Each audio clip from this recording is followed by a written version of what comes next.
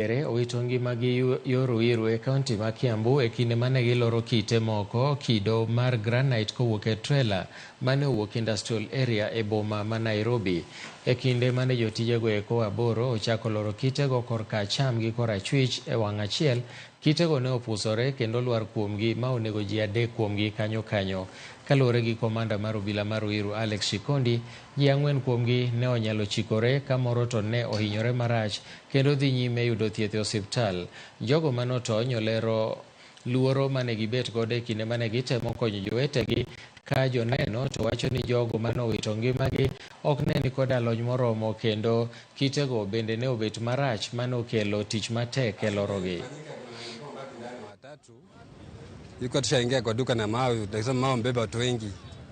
Sasa bado kabla tuweke mawe ndani, kasikia sauti kwa gari. Sasa kutoka ndani tukapata washada leo na hizo mawe.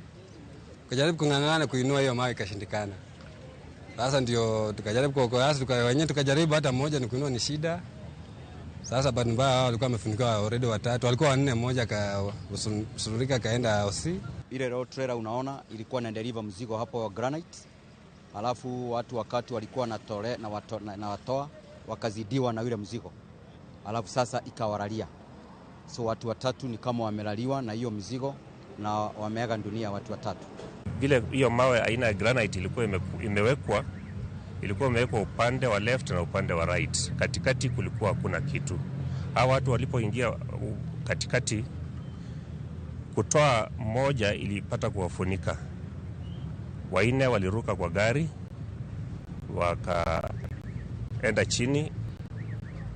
4 wale walibaki kwa gari, 3 walifunikwa na hiyo mawe na kwa bahati mbaya walipoteza uhai wao. Mmoja aliumia, amepelekwa hospitali. Hatujafuata kwamba ako hali gani, lakini alitoka akiwa